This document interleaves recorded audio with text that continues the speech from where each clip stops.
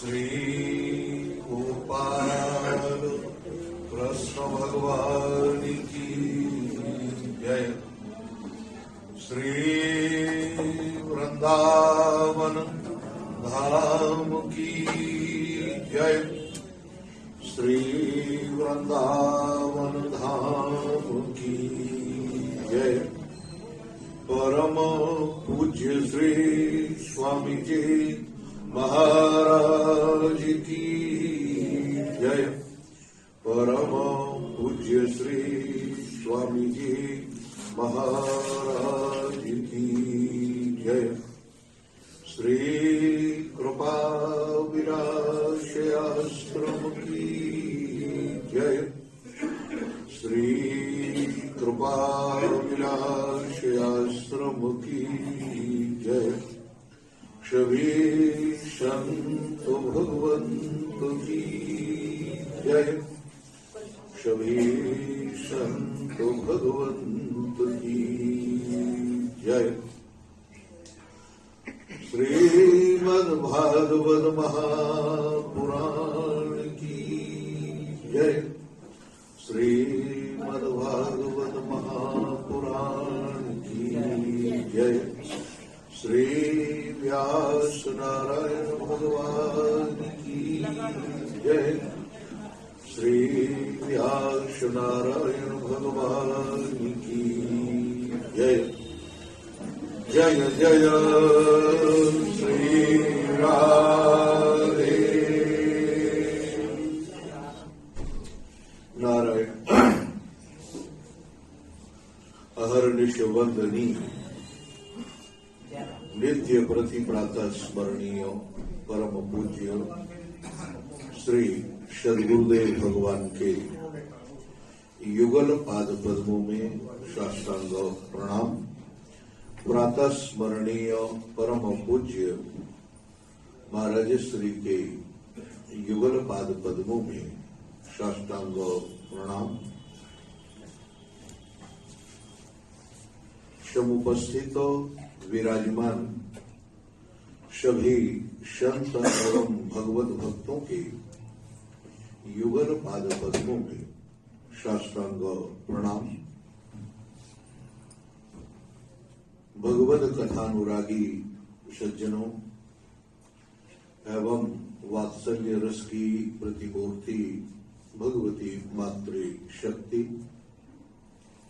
अकारण करुणा वाले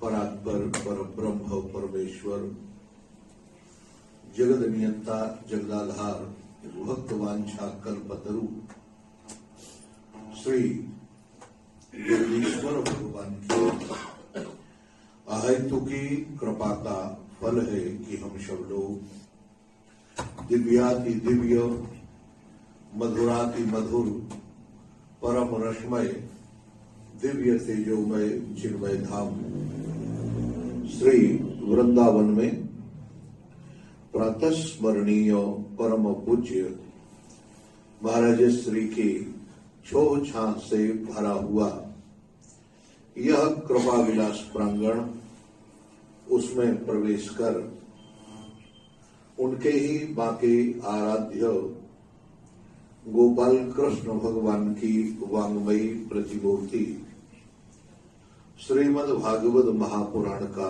नित्य स्वाध्याय के माध्यम से सत्संग लाभ प्राप्त कर रहे हैं। नारायण, आइए हम सब लोग मिलकर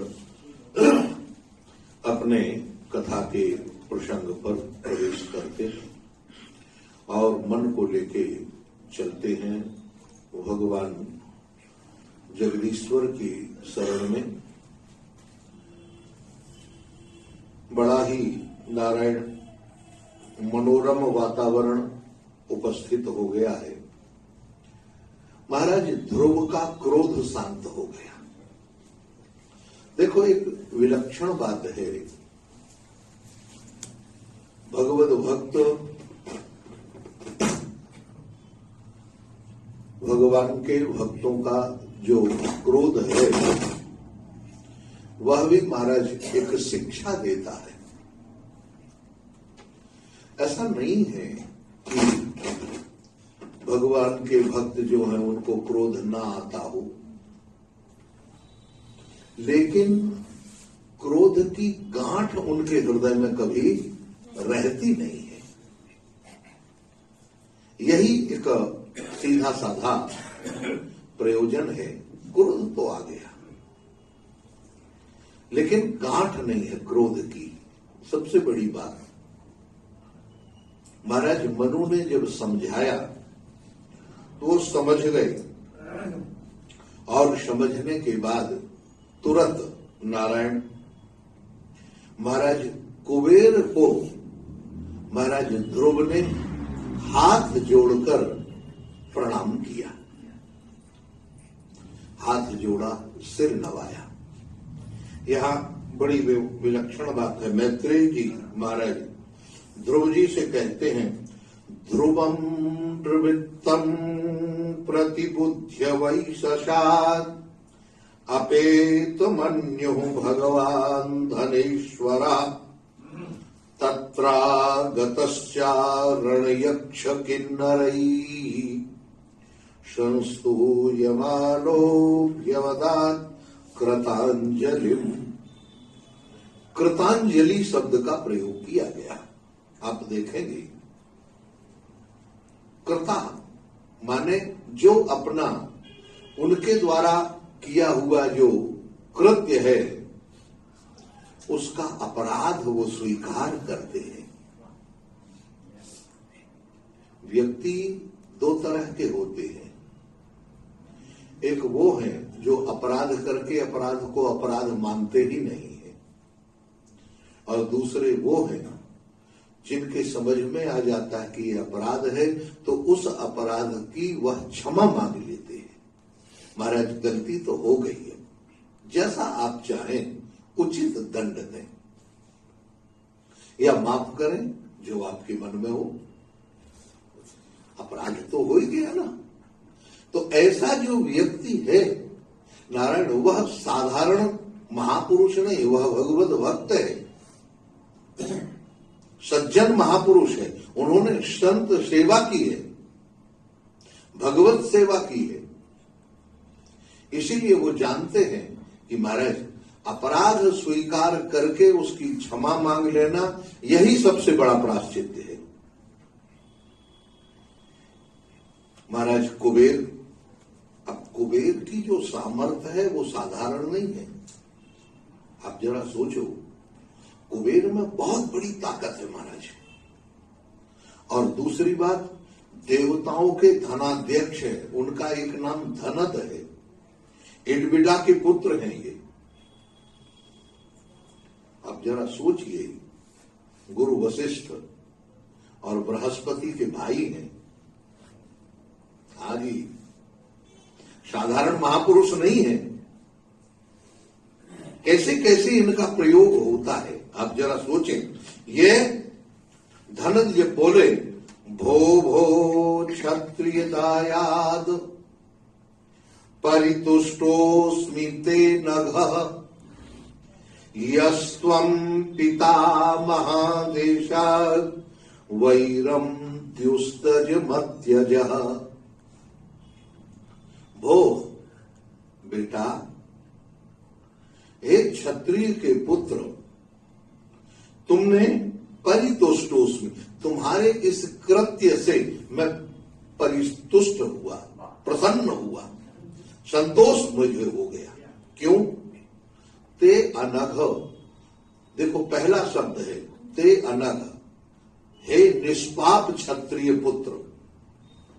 ध्रुव जी को आश्चर्य हुआ कि मेरे को निष्पाप कह रहे हैं। मैंने इतने लाखों यक्षों को मार दिया और जिनके अनुचर हैं उनका स्वामी आज कह रहा है कि नहीं नहीं नहीं, तुमने कोई अपराध नहीं, तुम तो निष्पाप हो। ये दृष्टि कहां? कहा महाराज, आपस में समसत्ता जिनकी, लख साधक बाधकता तिनकी। गोस्वामी तुलसीदास जी महाराज वो कहते हैं जिनकी समदृष्टि है, जिसके मन में कभी कोई बैर विरोध नहीं है किसी के प्रति। कोई छोटा नहीं है और कोई बड़ा नहीं है। कैसे? कहा, इस शरीर में जैसे सिर में अगर दर्द होता है तब भी हम डॉक्टर के पास भागते हैं कि दर्द ठीक हो जाए, उसमें भी हम बेचैन होते हैं। लेकिन जितने बेचैन सिर के दर्द में होते हैं उतना ही बेचैन पैर के दर्द में भी होते हैं। कम होते हैं बताओ? लेकिन फिर व्यवहार में हम ऊंच नीच क्यों मानते हैं? व्यवहार में ऊंच नीच ते ना, हमारे मन में तुम निष्पाप हो। अब जरा देखें भगवान राम की दृष्टि, भगवान राघवेंद्र सरकार रावण को मार दिया और जब मार देने के बाद रणांगण में पड़ा हुआ रावण निष्प्राण हो गया। मंदोदरी को खबर लगी। मंदोदरी पालकी में बैठकर सब अपने अनुचरियों के सहित जब वहां पहुंची तो भगवान राघवेंद्र सरकार ने पूछा, ये कौन आ रही हैं? आप जरा देखना, ये कौन आ रही हैं? पालकी में विभीषण ने कहा, महाराज ये हमारी भाभी श्री आ रही हैं। महाराज लंकापति रावण की पत्नी वो आ रही हैं। राम जी तुरंत आसन से खड़े हो गए। सबसे पहले आप देखिए जरा, आसन से खड़े हो गए और खड़े होने के पहले महाराज जब वो उतरी अपने आसन से खड़े होकर अपने शिविर से बाहर निकले और बाहर निकलने के बाद जाने मंदोदरी सोचती थी राम जी के मन में मेरे पति के प्रति नहीं मालूम कैसी धारणा होगी, मेरे साथ क्या व्यवहार करेंगी। आखिर मैं उसकी पत्नी हूं जिसने उनकी पत्नी का हरण किया और उनके साथ दुर्व्यवहार करने की चेष्टा की, अनेक तरह से जिनको कष्ट दिया और उस कष्ट का उनको ज्ञात है। आज मैं जब उनके सामने जाऊंगी तो जाने वो मेरे साथ क्या व्यवहार करेंगे, कैसे कहेंगे, क्या क्या कहेंगे। नारायण लेकिन धन्य है, हा राम सरिस कोई जग में दूसरा राजा हुआ नहीं। ऐसा महापुरुष महाराज हम भगवान न माने, केवल एक महामानव व्यवहार की दृष्टि से देखें, तब भी आप अगर देखें तो भगवान राघवेंद्र सरकार जैसे महापुरुष कोई दुनिया में दिखाई देता है। जैसे मंदोदरी सामने गई, राघवेंद्र सरकार हाँ महाराज, यद्यपि धनुष बाण हमेशा क्षत्रिय के कंधे की शोभा बढ़ाते हैं, तरकस हमेशा पीछे बंधा हुआ रहता है। भगवान ने तुरंत तरकस खोल के बाहर रख दिया, धनुष उतार दिया। महाराज निहत्थे हाथ जोड़कर खड़े हो गए और भगवान कहते हैं, इक्ष्वाकु वंश कुलोत्पन्न चक्रवर्ती नरेश दशरथ का पुत्र, ज्येष्ठ पुत्र, अपने अनुज लक्ष्मण सहित महारानी मंदोदरी के चरणों में साष्टांग प्रणाम करता है। महाराज मंदोदरी को अपने पति का मरण भूल गया। वो अपने पति के शोक में जो डूबी हुई थी वो व्यवहार में भूल गई महाराज। और वास्तव में मंदोदरी के मुख से निकल गया, राम, वास्तव में तुम राम हो। राम तो राम है। इसी तरह क्यों? क्योंकि भगवान की जो दृष्टि है वो दृष्टि किसी के प्रति द्वेष दृष्टि नहीं है। किसी के प्रति कोई छोटा और बड़ा ऐसी दृष्टि नहीं है भगवान की। इसी तरह से आप देखेंगे आज धनद सामने यद्यपि नीति है, सेवक के का जो अपराध है वो स्वामी का अपराध माना जाता है। सेवक ने अगर कोई अपराध किया तो वो किसका अपराध माना जाएगा बताओ? स्वामी का माना जाएगा कि नहीं?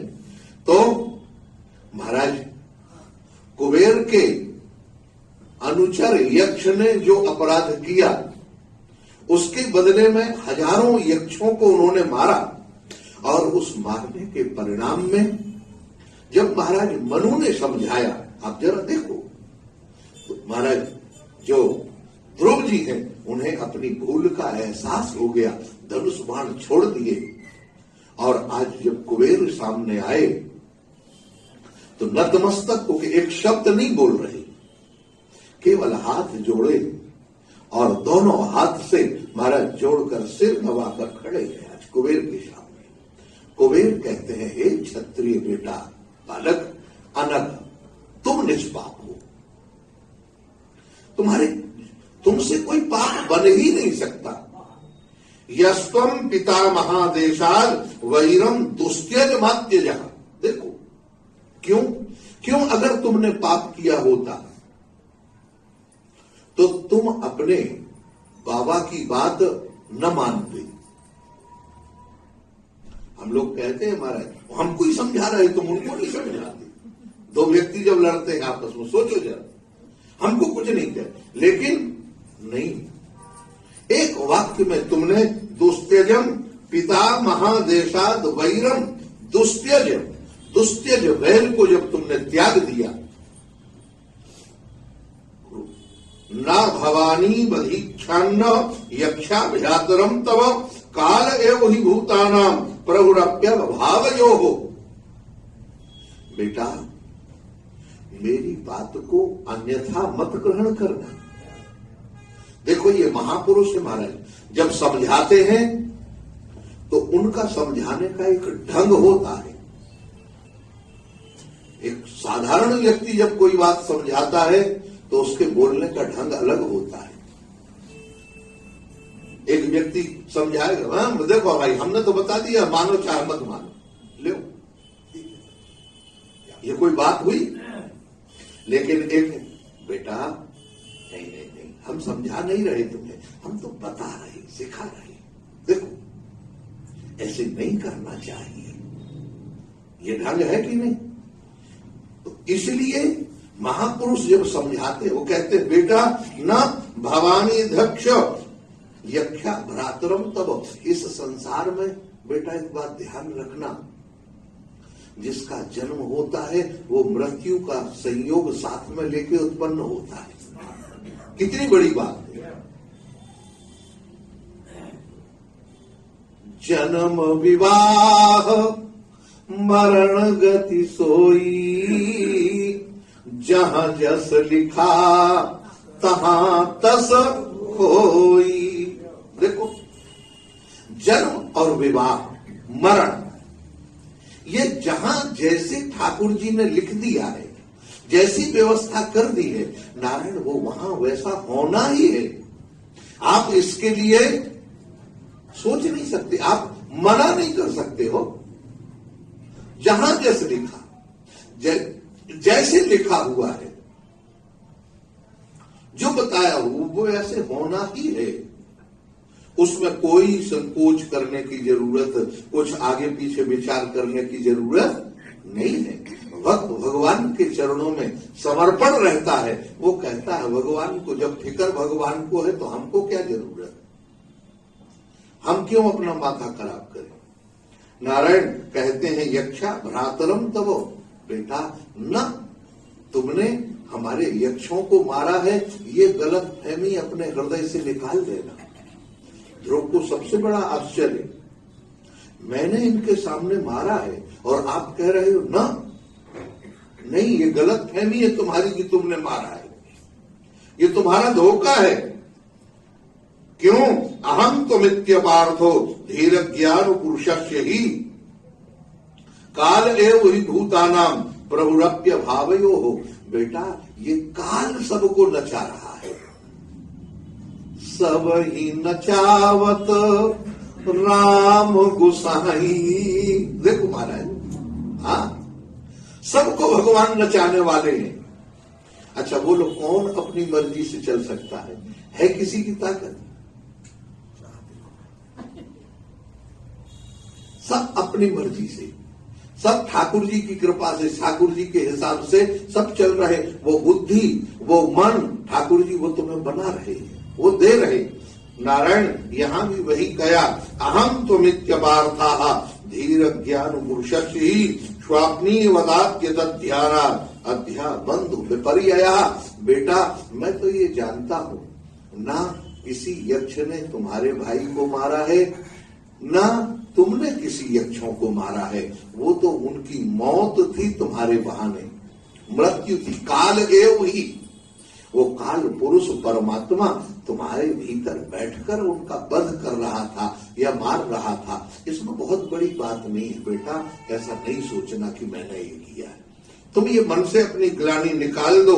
तद गच्छ भगवन भद्रम भगवन्य अधोक्षजम सर्वभूतात्म भावेनो सर्वभूतात्म विग्रहम।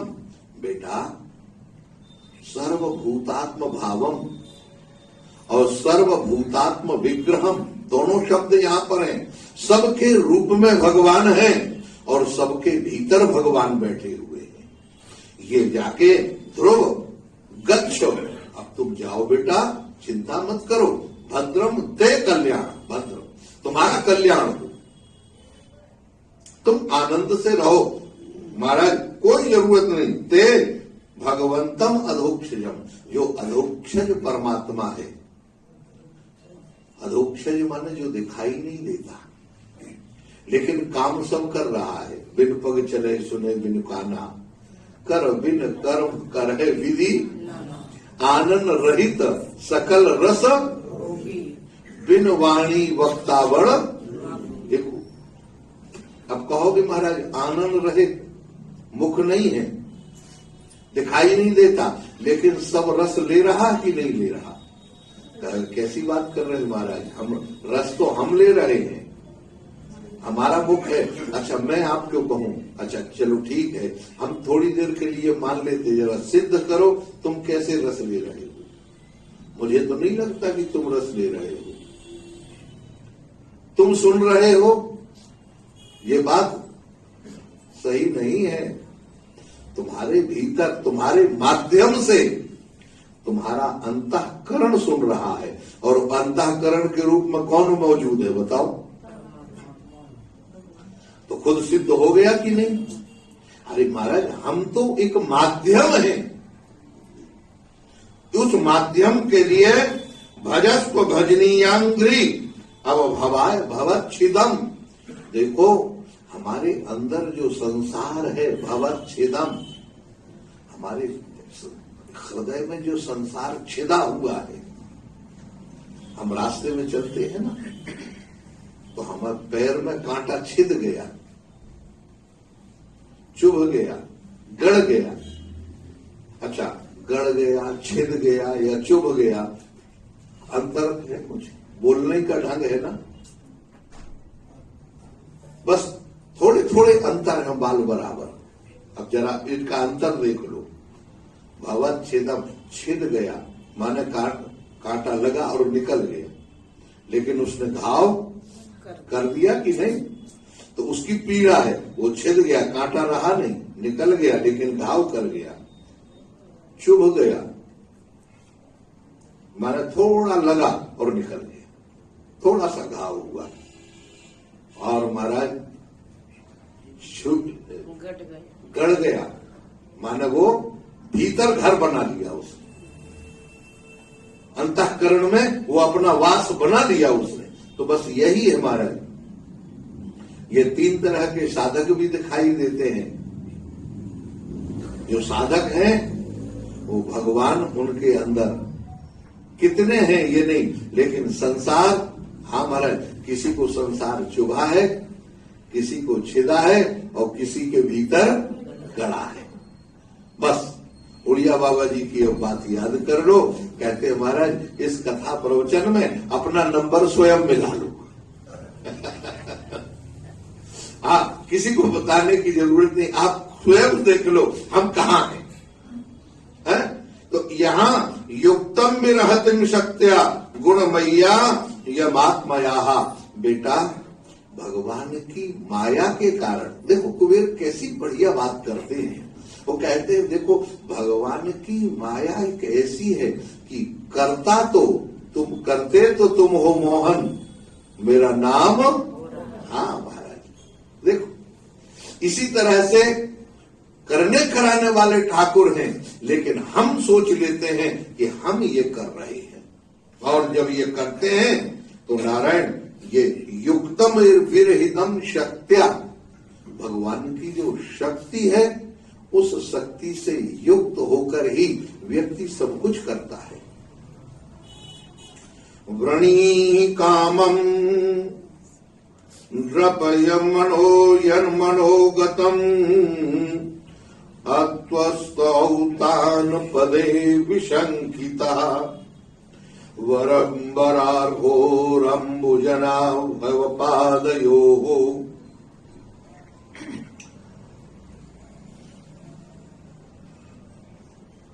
रनंतरम त्वाम वयमंग शुश्रुमः। बेटा व्रणी कामम नृप, आज मैं तुम्हें छूट देता हूं। भगवान के भक्त इतने उदार होते हैं, हाँ महाराज इतने उदार होते हैं कि वो सब कुछ भार भगवान के ऊपर छोड़ देते हैं, और भगवान की शक्ति को भी चुनौती जो भगवान नहीं दे सकते वो भक्त दे देते हैं।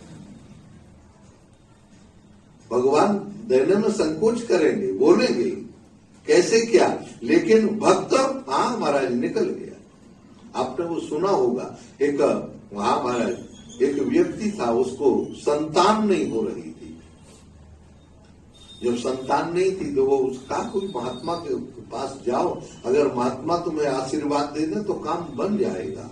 वो एक महात्मा के पास गए महाराज, महात्मा बैठे थे, उन्होंने देखा, कहा नहीं नहीं भैया तुम्हारी तो 7 जन्म तक संतान नहीं है, तुम्हारी एक जन्म मैं कहां से दे दूं। महात्मा जानते थे, सिद्ध थे महाराज, उन्होंने पढ़ लिया माथे में, सोच समझ के ज्ञानी महात्मा थे। उन्होंने कहा 7 जन्म तक तेरी संतान नहीं, तू तो भजन कर भगवान का, काम बन जाएगा तेरा, बस और कोई का साधन नहीं। दूसरे महात्मा बड़े मस्त थे महाराज, अल्लाह हाँ पड़े हुए, उन्होंने कहा क्या बात है। कहा महाराज क्या बताएं, बहुत बड़ी समस्या है, हमारे धन बहुत है, संपत्ति बहुत है, लेकिन फिर भी हाँ संतान नहीं है। कहा चलो कोई बात नहीं, एक पुत्र दिया तुझे, जा। अब महात्मा ने कह दिया तो दिया, आप जरा देखो, दिया तो दिया, हो गया। आप महाराज उसने कहा ये कह रहे थे 7 जन्म तक नहीं, महात्मा ने कह दिया। कहा आप कह दिया तो कह दिया, जा लो महाराज। संयोग की बात, ठाकुर जी की ऐसी कृपा, 7 महीने, हाँ महाराज 1 वर्ष के अंदर उसको एक पुत्र हुआ। वो लेके सबसे पहले उसके पास गया जो कह रहा था 7 जन्म तक पुत्र नहीं है। ये महाराज बड़े विलक्षण लोग होते हैं। क्या देख लो महाराज, तुम कह रहे थे 7 जन्म, और ये दूसरा महात्मा पक्कड़ अपने आनंद से बैठा। वो बड़े सिद्ध थे महाराज, पहुंचे हुए भगवान के दरबार में पहुंच गए। कहा महाराज आप तो झूठे ही हो, हमें भी झूठा कर दीजिए।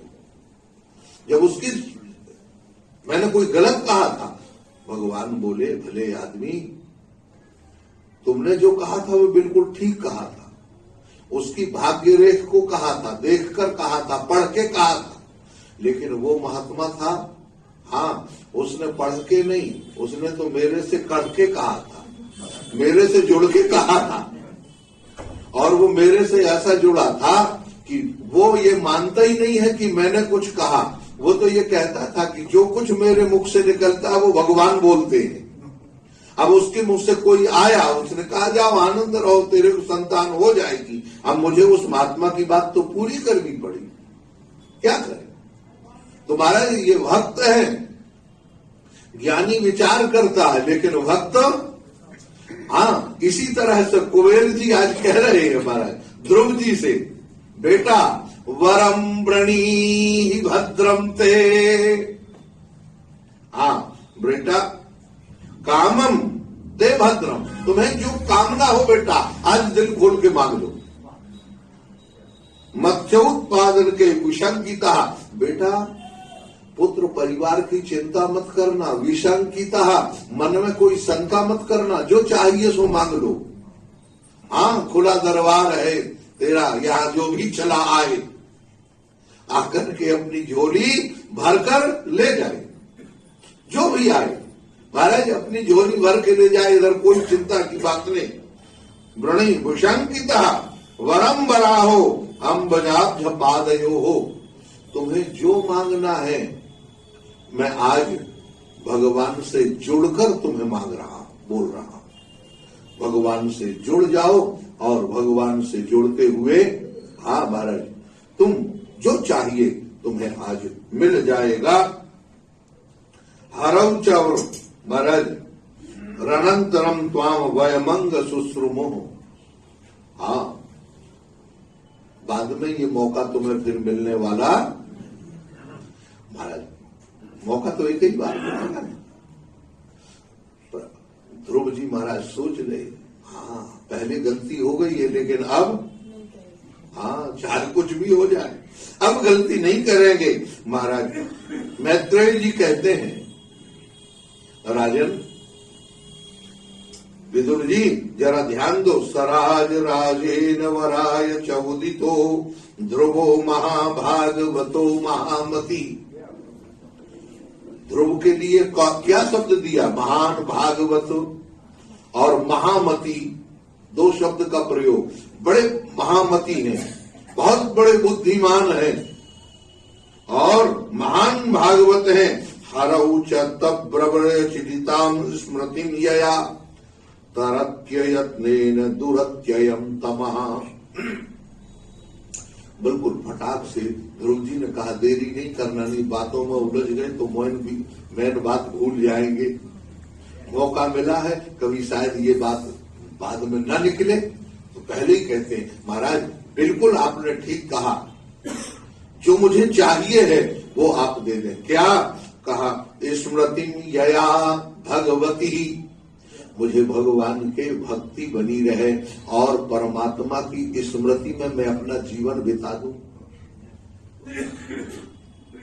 मुझे और परमात्मा की स्मृति में जीवन बिताने का मतलब क्या है कि जीवन में कभी मुझे संसार का ख्याल, पत्नी पुत्र परिवार का ख्याल, हाँ ये है स्मृति महाराज।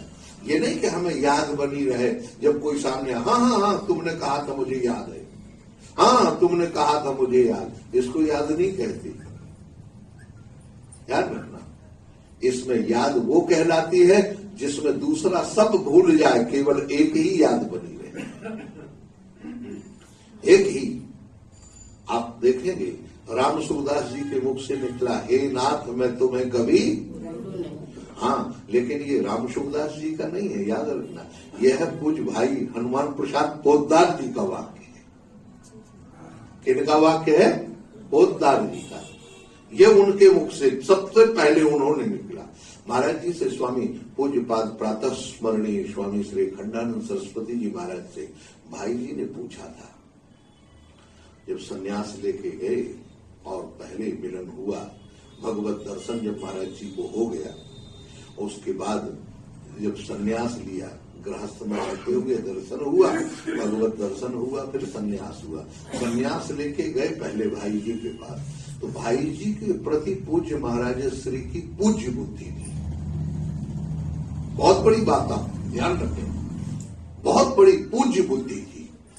वो प्रणाम करते थे महाराज जी भाई जी को, पूज्य हनुमान प्रसाद पोद्दार जी को, और वो महापुरुष थे ही, उसमें कोई शक नहीं नारायण। लेकिन जब वहां गए तो पूज्य भाई जी ने एक ही वाक्य यही कहा, हे प्रभु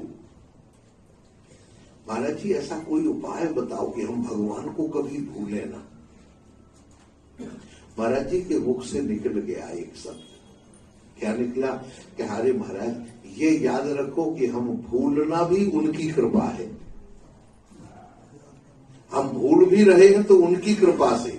बस भगवान से कह दो प्रभु हम आपको भूल गए आपकी कृपा से।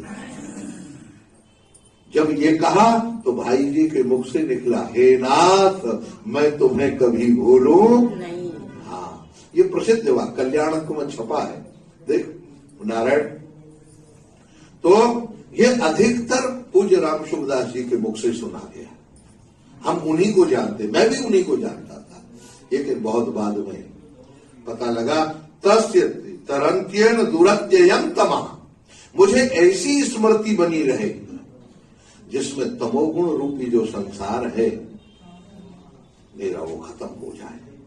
तमोगुण रूपी संसार माने इसका अभिप्राय क्या है?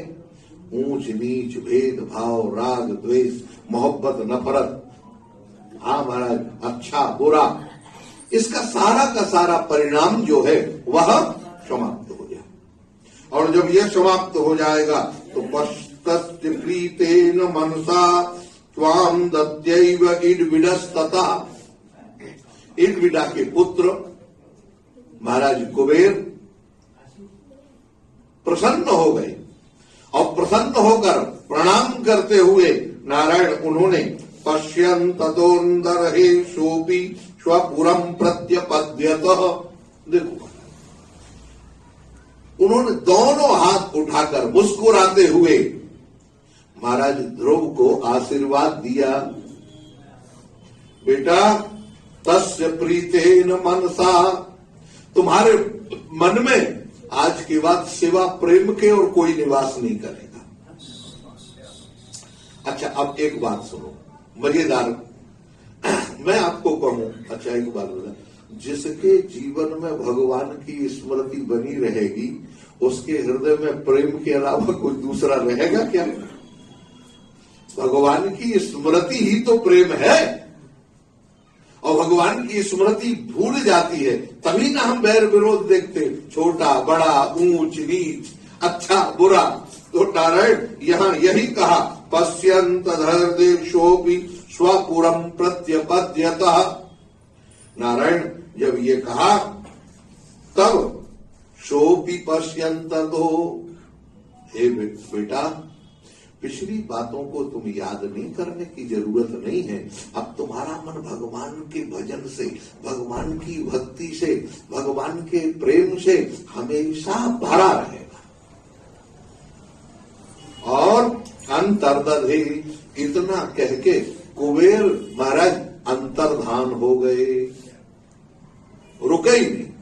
और जैसे अंतर्धान हुए अथा यजत यज्ञेशः क्रतुभिर्भूरि दक्षिणैः द्रव्य क्रिया देवतानां कर्म कर्म फलप्रदम्। नारायण अब ध्रुव जी महाराज ने आकर, राजा तो थे ही, क्या करें, कोई कमी नहीं महाराज, सारी पृथ्वी अकल भूमंडल के एकमात्र राजा नारायण। अब इन्होंने भगवान की आराधना की। आराधना में कैसे? कहा महाराज इनकी यज्ञ की आराधना होने लगी। यज्ञ नारायण भगवान, वो यज्ञ नारायण को ही सब कुछ मानते थे और बड़ी बड़ी दक्षिणा वाले, हाँ महाराज ऐसी दक्षिणा देते थे अत्यंत दिव्य, ब्राह्मणों को प्रसन्न करने वाली दक्षिणा, प्रसन्न हो जाते थे उनकी दक्षिणा देके, बड़ी पुष्कल दक्षिणा, बहुत दक्षिणा देती थी।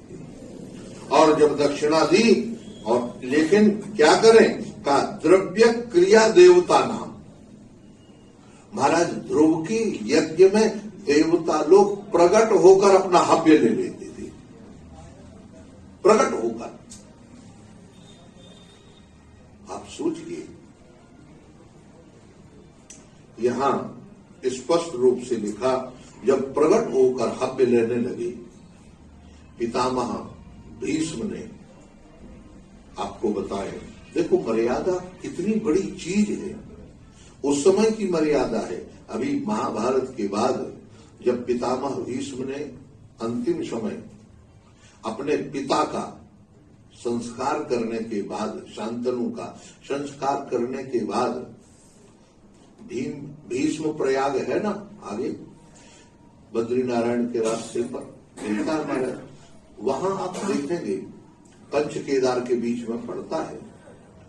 वहां नारायण तो जब पिंडदान देने लगे तो शांतनु बिहारी शांतनु महाराज प्रकट हो गए, दोनों हाथ निकल आए। जैसे निकल आए उन्होंने कहा ना हम हाथ में नहीं देंगे। क्यों नहीं देंगे? कहा क्योंकि अब आगे समय जो आने वाला है उसमें किसी के द्वारा देवता और पितर प्रकट होंगे नहीं। फिर क्या कहेंगे? लोगों में अश्रद्धा हो जाएगी कि इनका श्राद्ध पूरा नहीं हुआ, इनका यज्ञ कर्मकांड पूरा नहीं हुआ, इसलिए नहीं। विधान क्या है? कहा विधान कुश और तुलसी के साथ में पिंडदान जो है वह जमीन में देना चाहिए, उसके ऊपर देना। पितामह ने कहा हम तो कुंड उसी में देंगे, आप वहीं के द्वारा विश्व देवा के द्वारा आपके पास पहुंचेगा, आप पितृलोक में विराजमान हैं। ये मर्यादा स्थापित की। तो महापुरुष मर्यादा स्थापित करके जाते हैं महाराज, ताकि हमारे लिए कोई दिक्कत ना हो। इसीलिए अथा यज्ञेश दक्षिणा, बड़ी बड़ी दक्षिणा वाले यज्ञ किए, लेकिन भगवान प्रकट होते थे, देवता लोग प्रकट होकर अपना हव्य लेते थे और द्रव्य क्रिया। लेकिन महाराज ध्रुव क्या करते थे? देखो अपने भगवान को द्रव्य क्रिया कर्म और कर्म फल ये सबका सब भगवान नारायण के चरणों में समर्पित कर देते थे। हमारा नहीं है और हमने नहीं किया।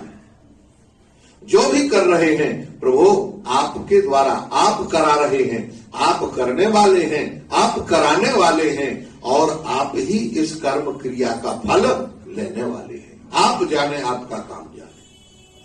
हम कर्ता भोक्ता से अलग हैं। जब कर्ता भोक्ता से अलग हो जाएंगे तो पाप पुण्य से अलग हो जाएंगे कि नहीं होंगे? हम लोग क्या होता है, नारायण कर्ता भोक्ता पने से अलग नहीं होते। कर्तापना से अलग हम छूट ही नहीं पाते।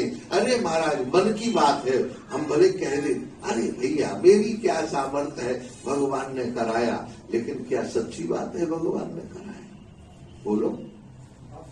प्रसंग चलता है तो कहते हैं महाराज मैंने देखा है ऐसे ऐसे महापुरुषों से। महाराज एक जगह गए कथा करने, बड़ी बहुत व्यवस्था, बड़ी अच्छी दक्षिणा दी सबने, सब लोग प्रसन्न होके आए।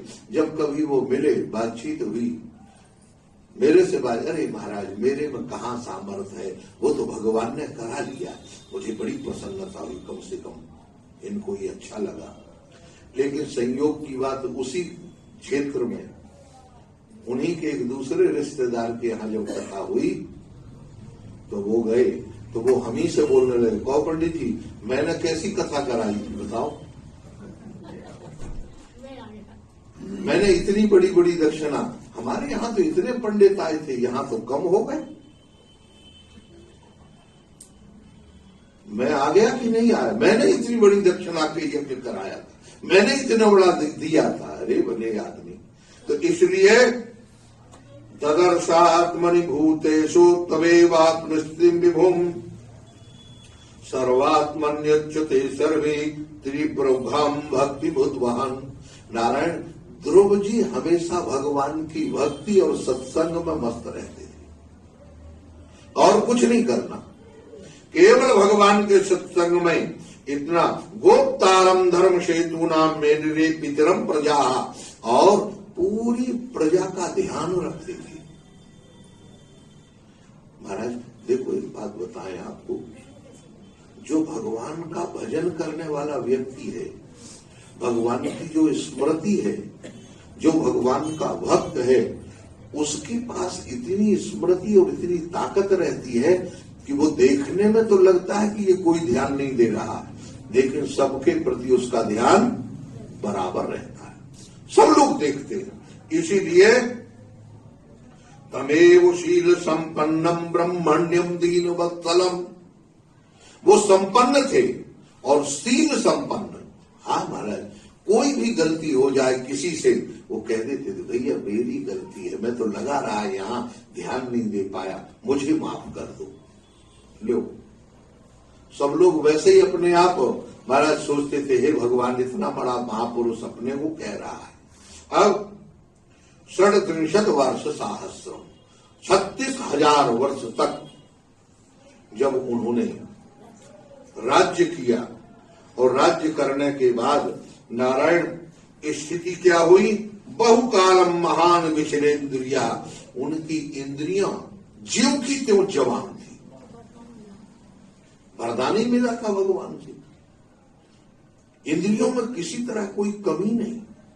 लेकिन त्रैवर्णिकम या नीत्वा, आध्यात्मिक, आधिदैविक और आदि भौतिक तीनों तापों से दूर होते हुए तीनों गुणों के पार कर लिए, सत्व गुण, रजोगुण और तमोगुण।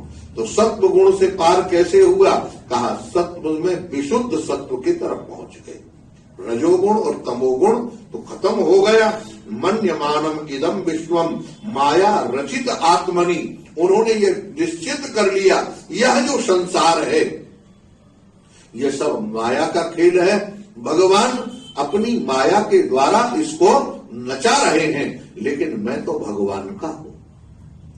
नारायण अविद्या रचित स्वप्न गंधर्व नरोत्तमान, वो देखने लगे जैसे अविद्या के द्वारा, अविद्या अज्ञान ना समझी, उसके द्वारा जब हम कोई देखते, माया का जो रचित स्वप्न है, माया के द्वारा रचित जो संसार है नारायण, उसमें केवल आत्मस्थ पद सुहृदो बलबद्ध कोशम अंतापुरम परिविहार भुवस्य रम्या।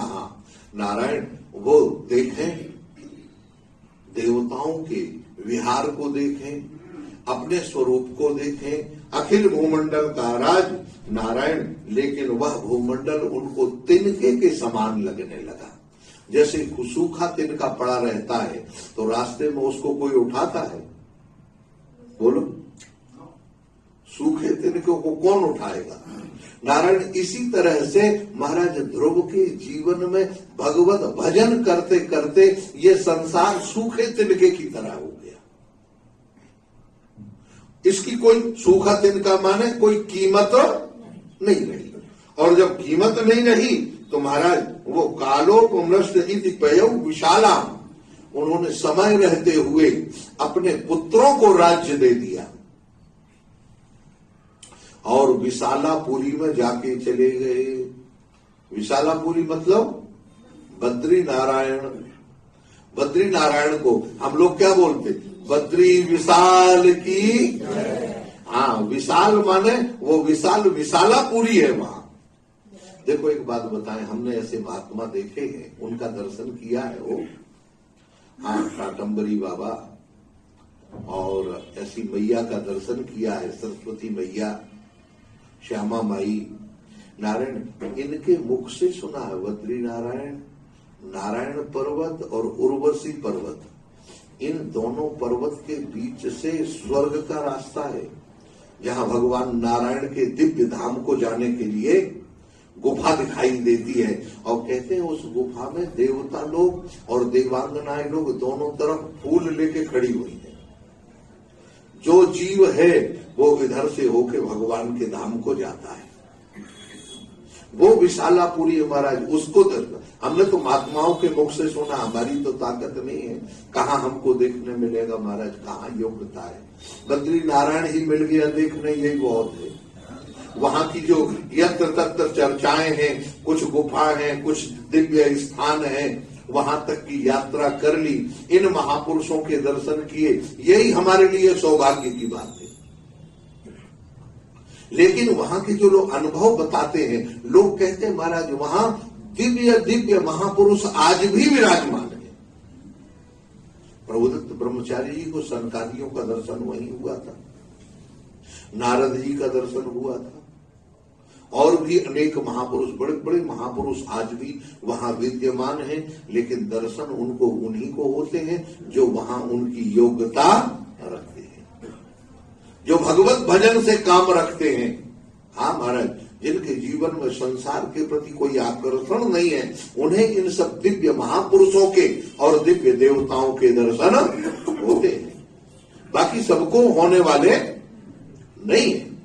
नारायण ये बद्री नारायण पहुंच गए और बद्री नारायण पहुंचकर विशुद्ध अंतःकरणम शिववागर ही च वध्वात्मनम जित मरुन मनसाधिकृताक्षसा।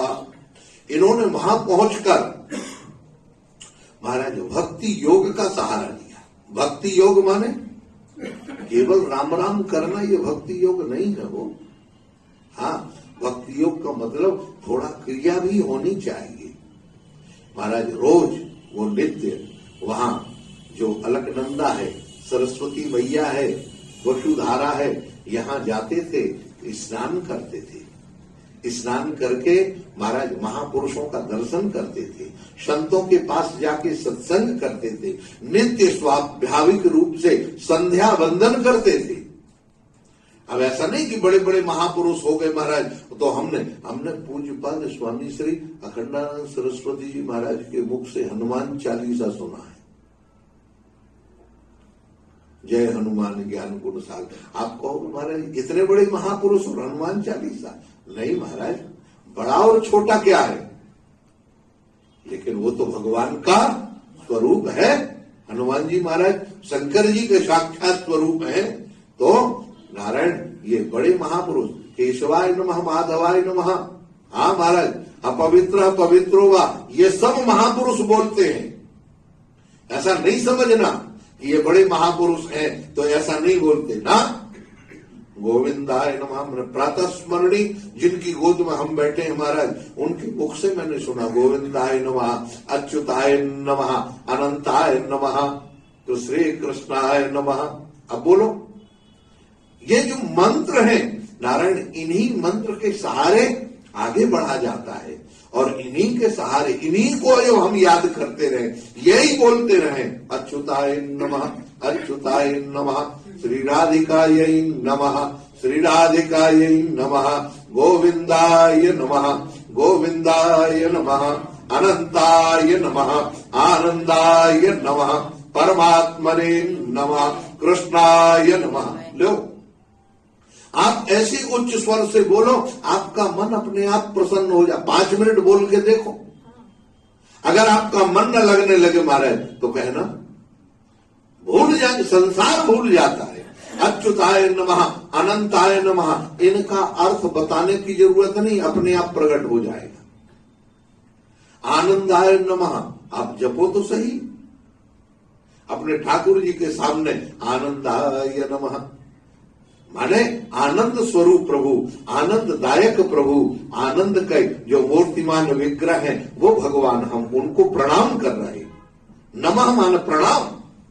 तो ऐसे जो महापुरुष हैं महाराज, ध्रुव जी सब कुछ छोड़ के स्थावर जंगम को देखते हुए अंत में ध्रुव जी ने सारे संसार को अपने में विलीन कर लिया और अपने को सारे संसार में व्यापक मानने लगे।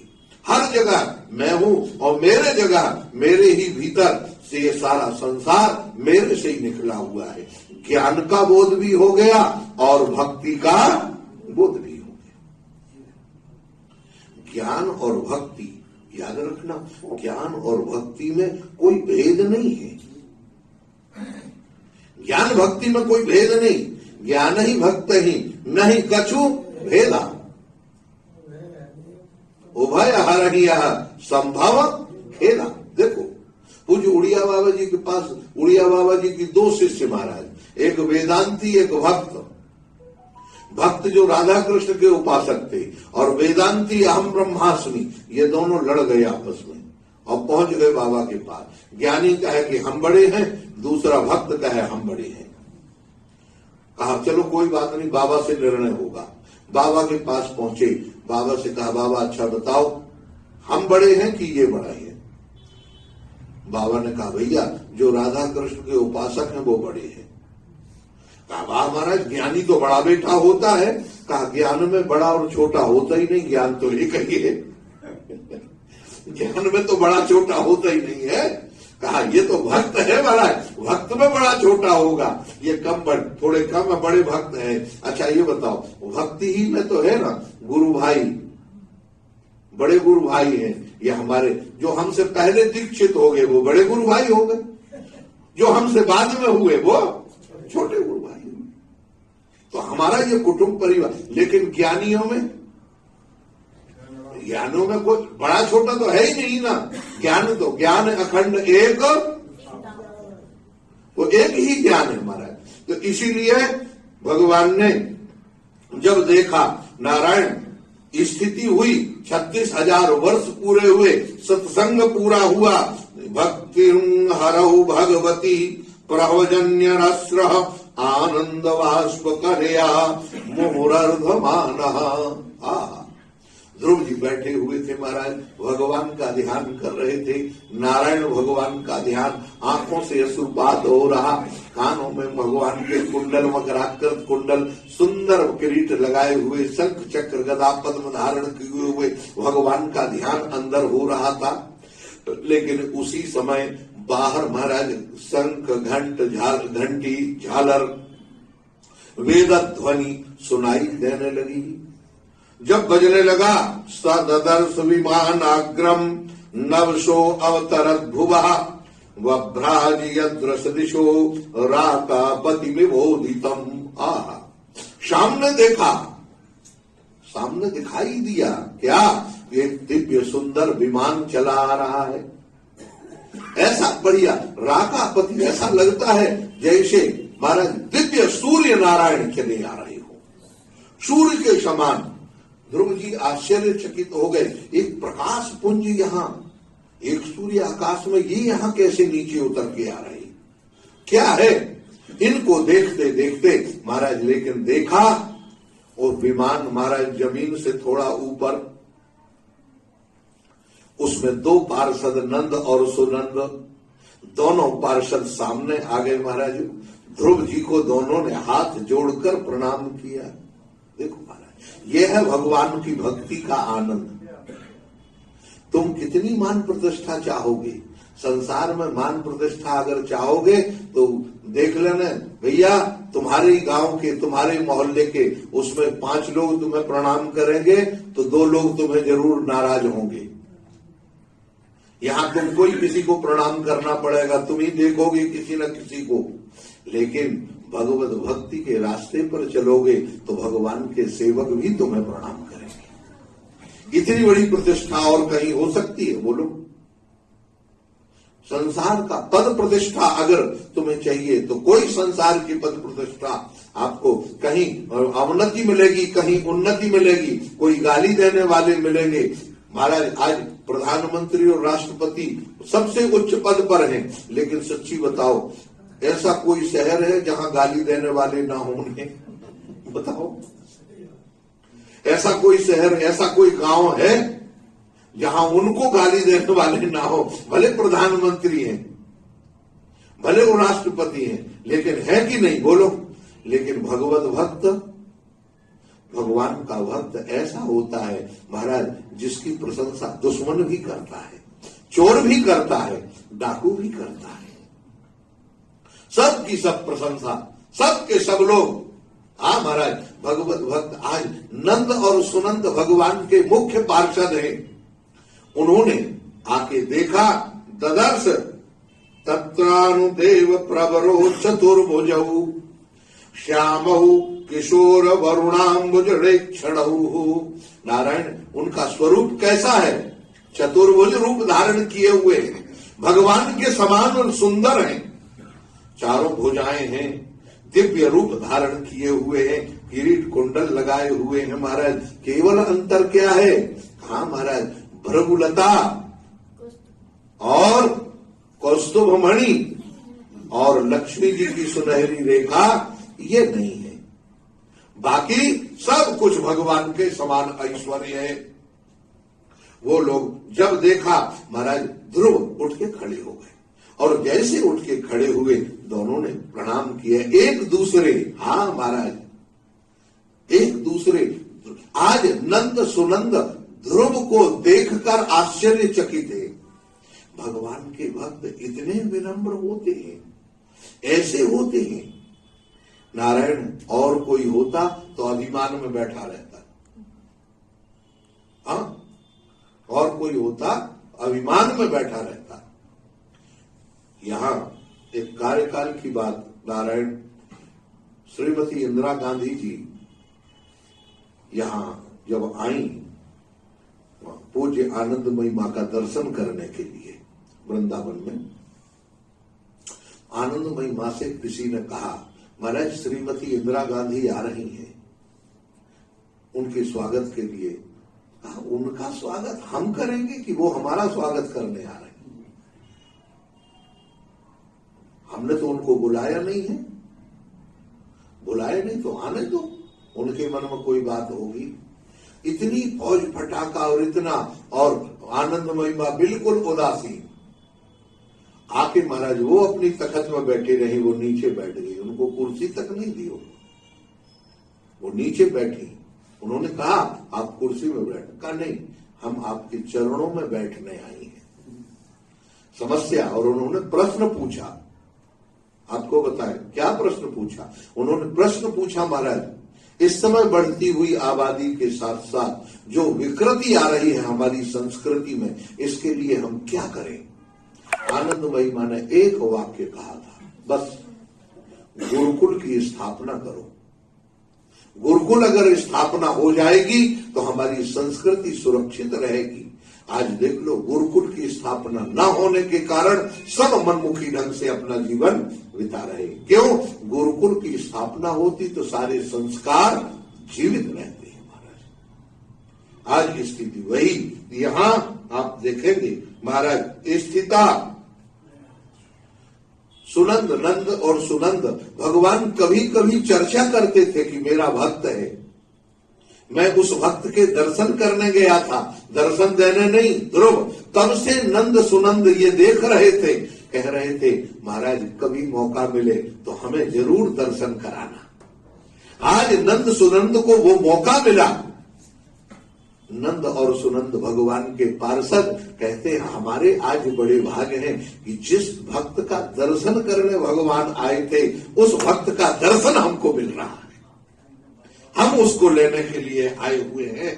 नारायण विज्ञायता गृह यद तद ननाम नामानि गुण मधुद्विषा। नारायण उनके शरीर से दिव्य सुगंध निकल रही थी और विमान से भगवान नाम का उच्चारण हो रहा था, शाम वेद की ध्वनि निकल रही थी। नारायण नंदा सुनंद प्रत्युह, जैसे सामने महाराज ध्रुव ने हाथ जोड़कर उनको प्रणाम किया, सुनंद नंदन ने, दोनों ने प्रणाम किया। और अब नंद और सुनंद बोलना प्रारंभ करते हैं। अब क्या बोलते हैं इसकी चर्चा कल करेंगे। बोले गोपाल कृष्ण भगवान की जय जय श्री राधे। हरे कृष्ण कृष्ण कृष्ण हरे हरे, हरे राम राम राम हरे हरे, हरे कृष्ण कृष्ण हरे हरे, हरे राम राम राम हरे हरे, हरे कृष्ण कृष्ण कृष्ण हरे हरे, हरे राम राम राम हरे हरे। बोलिए श्री गोपाल कृष्ण भगवान की, श्री वृंदावन धाम की, परम पूज्य श्री स्वामी जी महाराज की जय, श्री कृपा विलास आश्रम की जय, सभी संत भगवंत की जय, सभी संत भगवंत की जय। श्रीमद्भागवत महापुराण की जय। श्री व्यास नारायण भगवान की जय। श्री व्यास नारायण भगवान की जय। जय जय श्री राधे नारायण। सभी लोग जो जहां हैं वहीं से